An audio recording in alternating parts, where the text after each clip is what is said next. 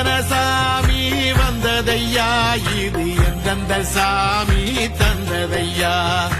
எத்தனை பாட்ட சொன்னதையா, அத சுத்துற பூமி கண்டதையா,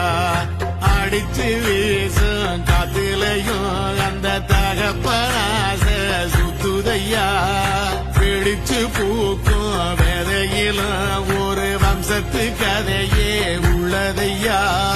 100 தலைமுறை சேர்ந்து செதுக்குன